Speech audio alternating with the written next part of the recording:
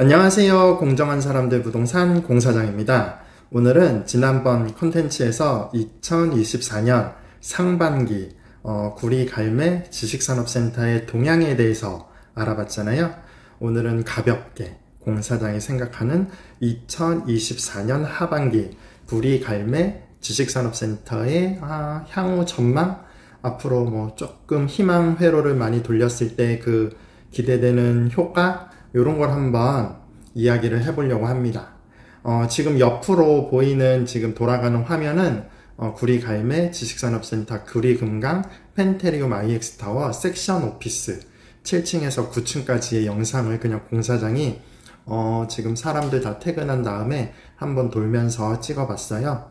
어떤 업체들이 들어왔고 어느 정도 꽉꽉 차 있는지 한번 보시라고 참고 삼아 한번 찍어봤으니까 옆에 도는 영상도 참고해 주시고요. 자, 그러면 2024년 하반기 하반기에 어떤 효과들이 지식산업센터에 영향을 줄까요? 어떤 변수들이 있을까요? 자, 우선은 첫 번째로는 2024년 8월 10일 이제 날짜가 확정이 됐습니다. 8호선 별내선이 개통을 합니다. 별내선은 별내역에서 출발해서 다산 신도시를 거쳐서 구리를 거쳐서 강동구를 거쳐서 잠실, 그 다음에 송파를 거쳐서 성남까지 이어지는 노선이잖아요. 자, 그게 드디어 공사 한 2008년부터 좀 이야기가 나온 그 8호선 별내선이 드디어 개통을 합니다. 참 오래도 걸렸습니다. 자, 8호선이 개통되면 구리 갈매 지식산업센터에는 어떤 효과를 줄까요?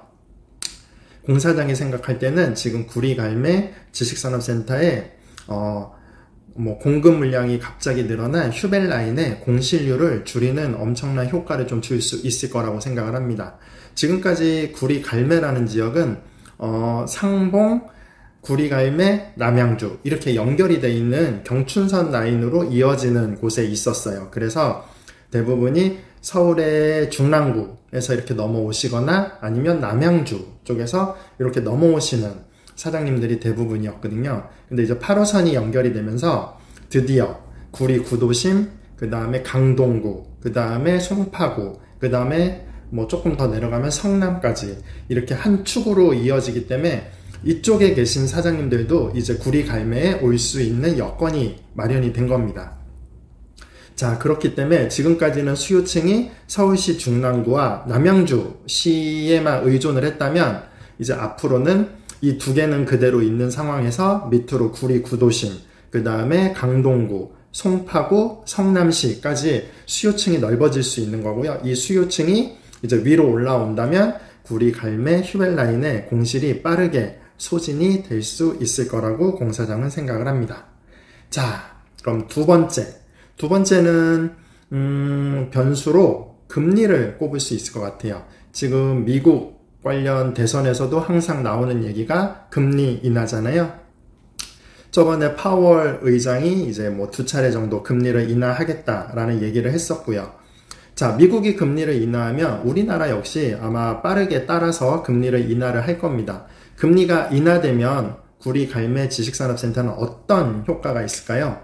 자, 구리 갈매 지식산업센터에는 지금 원래는 이제 지식산업센터라는 게 매매 수요도 있고 매매 공급도 있고 임대 수요도 있고 임대 공급도 있는 이렇게 두 개가 돌아가야 되는 시장인데 지금은 매매 시장이 완전히 죽어 있는 상황입니다. 그리고 임대차 시장만 존재하고 임대차 시장에서만 물건이 나오고 물건이 돌아가고 이런 상황이고 매매 시장은 물건은 있지만 수요층이 아예 사라져 있는 시장이잖아요. 그러나 이제 드디어 금리가 인하가 되면 금리 인하를 기점으로 해서 점점 매매 시장이 조금씩 회복이 될 수 있을 겁니다. 그래서 구리 갈매 지식산업센터의 매매 시장이 살아날 수 있는 기반은 금리에 가장 큰 영향을 받을 거고요. 금리가 인하됨에 따라서 어느 순간에는 내가 월세를 내면서 사업을 하는 게 내가 매매를 해서 이자를 내면서 사업하는 거랑 같아지는 시기가 올 거고요. 그 이후에는 역전되는 시기도 올 겁니다. 그러면 이제 매매 시장이 살아날 겁니다. 그래서 지식산업센터의 매매 시장은 하반기 금리 인하에 따라서 조금씩 회복 추세를 보일 수 있을 거다라는 게 공사장의 생각이고요. 자, 그 다음에 세 번째로는 뭐를 꼽을 수 있을까요? 자, 부동산 경기가 조금씩 회복이 되고 있습니다. 지식산업센터는 아직 그런 뭐 느낌이나 낌새가 거의 없지만 우리가 살펴보면 아파트 시장이 이렇게 급등을 하고 난 다음에 아파트 시장에 규제가 많이 생기면서 그 다음에 지식산업센터 시장이 엄청 핫해졌었잖아요. 아파트 시장에 후행한 시장이 지식산업센터 시장이었습니다. 근데 아파트가 이제 뭐 어쨌든 많이 하락을 하고 꼬꾸라졌죠. 그러면서 금리도 올라가면서 지식산업센터도 똑같이 꼬꾸라졌습니다. 지금 그 선행하는 시장, 아파트 시장이 점점 살아나고 있습니다. 작년 하반기가 이제 최저점이었다고 생각이 들고요. 올해 상반기까지 계속 회복 추세를 보이고 있고 이제 거래량도 받쳐주면서 가격도 오르는 추세가 점점 눈에 띄게 보이고 있습니다. 서울도 그렇고 수도권도 그렇고 똑같이 아파트 시장이 살아나고 있습니다. 자, 미리 말씀드렸지만 지식산업센터 시장은 아파트에 약간 후행하는 시장이었고요. 그래서 아파트가 조금 더 많이 살아난다, 부동산 경기가 회복이 된다 그러면 당연히 지식산업센터 역시 회복의 기미를 보일 겁니다. 점점 이제 뭐 급매물, 이제 뭐 우리가 흔히 말하는 계약금 포기 매물, 이런 매물들 소화되고 난 다음에 물건이 이제 없어지고 그 다음에 부동산 시장, 아파트 시장이 살아나면서 지식산업센터 시장도 아까 얘기했듯이 이제 매매 시장도 살아나면서 점점 그 추세를 상승 쪽으로 바꿔서 올라갈 거라고 생각을 합니다. 이게 이제 기폭점, 기폭제 이런 것들이 아마 2024년 하반기가 되지 않을까. 그래서 희망 회로를 돌리자면 이제 터널의 끝에 거의 다 왔다.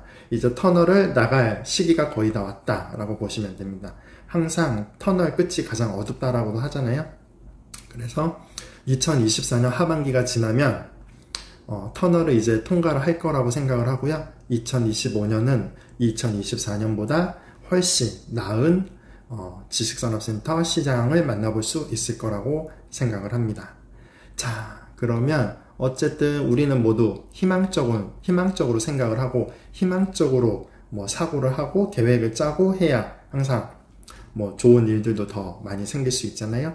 공사장이 2024년 하반기 전망을 희망 회로를 막 돌려보면서 희망적인 이야기를 한번 해봤습니다.